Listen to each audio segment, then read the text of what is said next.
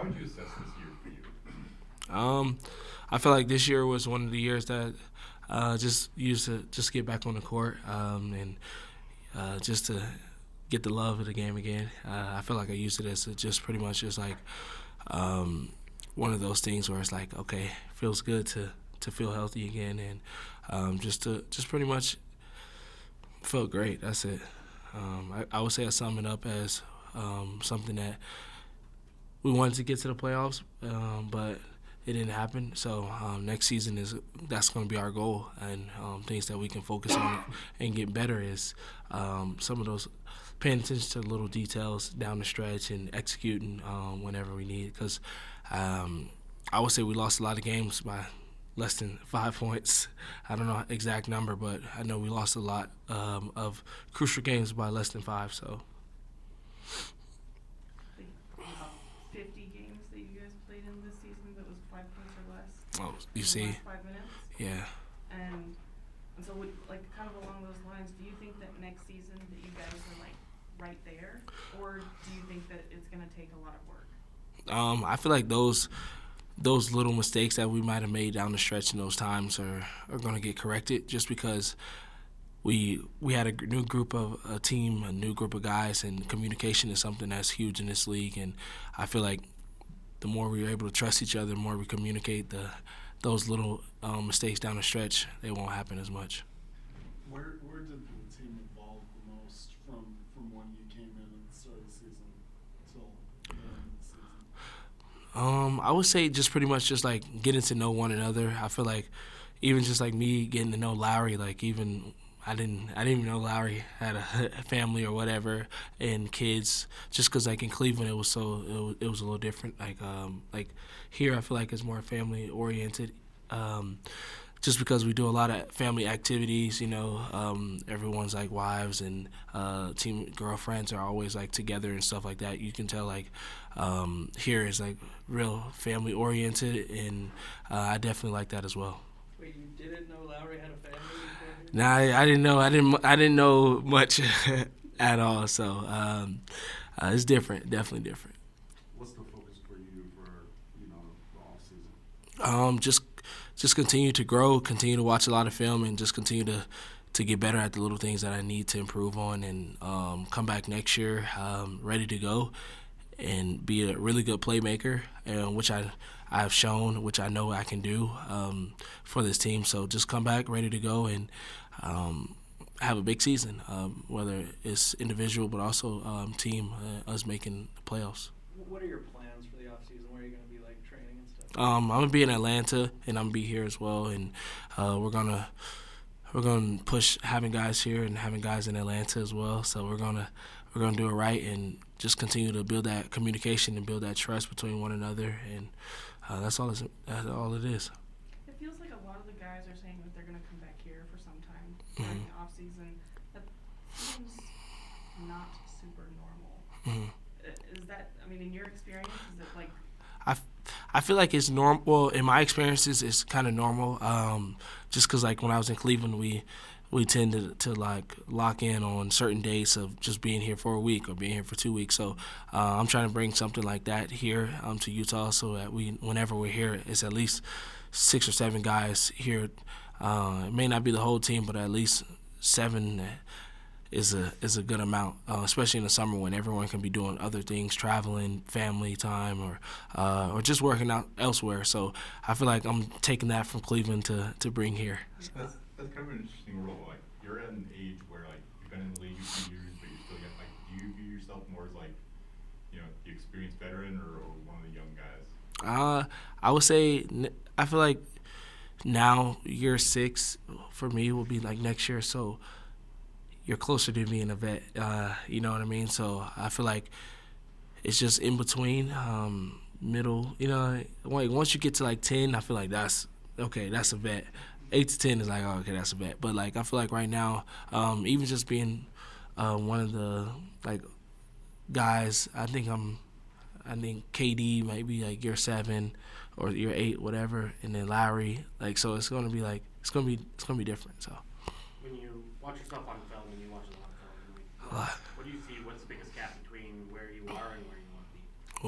Decision making, picking and choosing when to drive, when to attack, but also just when and the time of score to set up my teammates and make sure that they're rolling and making sure that they're getting the correct shots. Just like watching how Mike last year, how he set up Lowry, and how he made sure Bees and made sure everyone was eating at certain times of the year. So like just pretty much like that's something that I've been watching as well, and just watching his pace. Like you couldn't speed him up. You couldn't slow him down. You know what I mean? Like, you played at a simple pace, and that's something that I've been trying to control is my pace whenever I'm doing workouts, change the pace, change the direction, and different things like that I know will help my game for next season. We talked to you at the beginning of the season about kind of the connection that you had working with Mike, and several of the guys have said that like, even after he got traded, he's been a guy who they felt good about reaching out to about various things. Have you stayed in contact with him? Is that in the case with you? Oh, yeah, absolutely. Definitely, we've been having conversations here and there. He's always going to be my guy.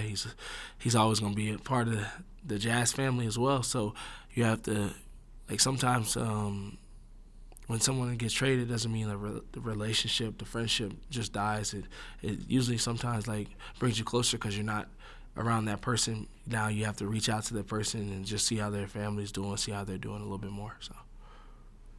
Is it difficult?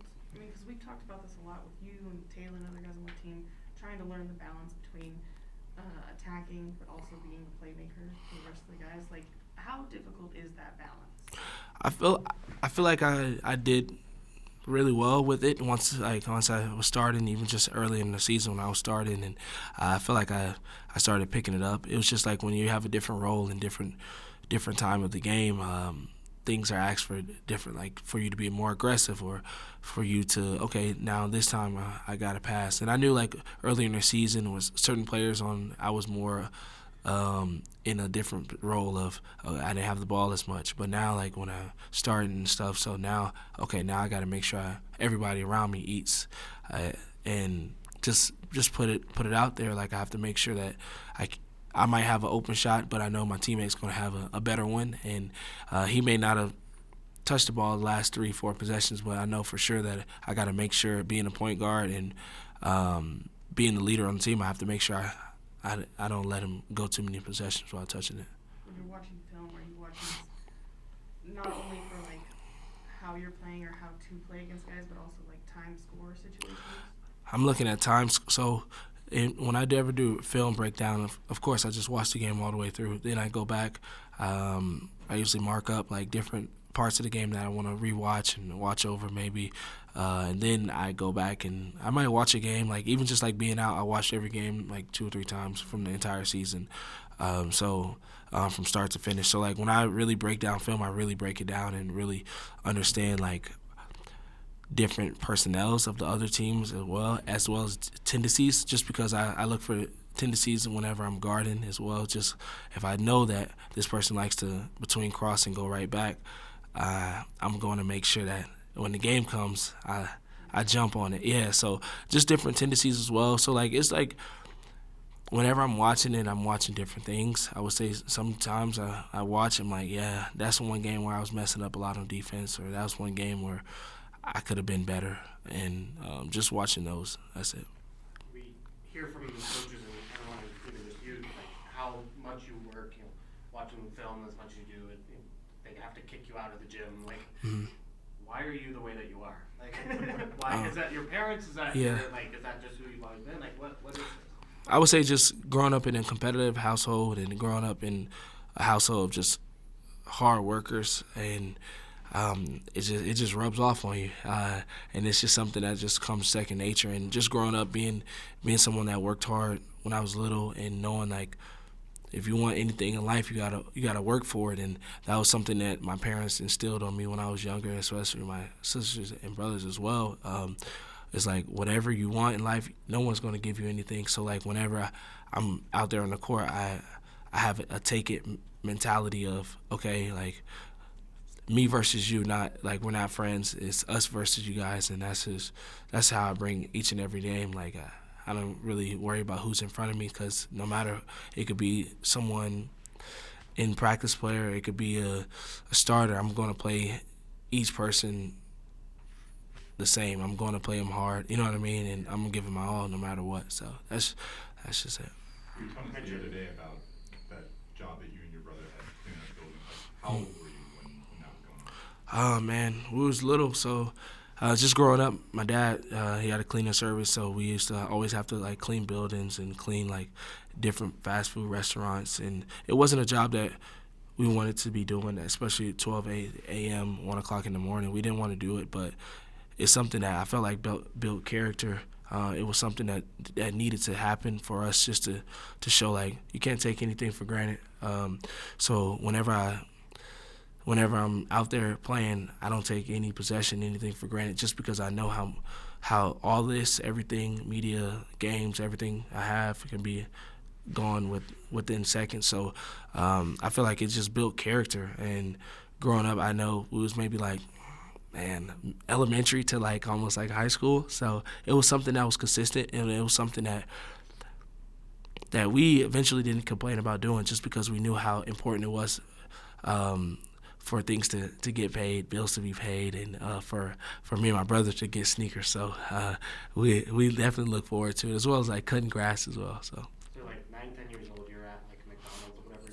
yeah, like McDonald's, it'd be like Mrs. Winters, churches, like different things like that. And I know like every Saturday was cutting somebody's grass, and that was just, it is what it is. So. I know your parents still come to a lot of your games. Mm-hmm. How special is it for them to be part of this journey with you still? It's huge. I know I wouldn't be where I am without them and without their sacrifice. I feel like they sacrificed so much for my siblings and I that it's easy for me just to wake up, go work that much harder to play something I love, just because of the sacrifice they made. And you don't realize all the sacrifices until you get older, and then you like really look back and be like, wow, that's amazing for just like, for what, like, why would you do that for us? But it just shows like when you have kids and when you have a family, like it's a different type of love no matter what. And that's just how we are. I'm asking all your teammates, can you kind of explain to me as best you can what it's like going through the experience of Walker Kessler, the person? Big Walk. I would say Walk is somebody that is fun to be around, someone that's always joking, always laughing, but when it's time to be serious, he's always ready. You know you can count on Walker, and with him being from Atlanta, he's someone that like I know like how he's raised, so he's just like yes sir, no sir, like type person, and he's very respectful. And at times it's like, oh, someone might fall down and he might go try to pick him up. I'm like, yo, Walk, they fall down, leave him, like let's go. So but that's just how he is. He's a really nice person, but in between those lines, when it is time for us to go to battle, you know you can count on Walk.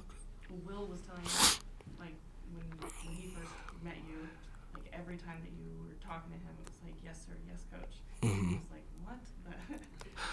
and so it sounds like you're similar in that Yeah, definitely very similar in that way. I think being from the South is something like, it's just in us, like it's yes sir, no sir, no ma'am, like it is what it is, and how you just go about it. Like I know I can't be like yes to my parents growing up, and they would be like, what'd you say? Like, and so it's just something that like is instilled in you, like being from the South. So.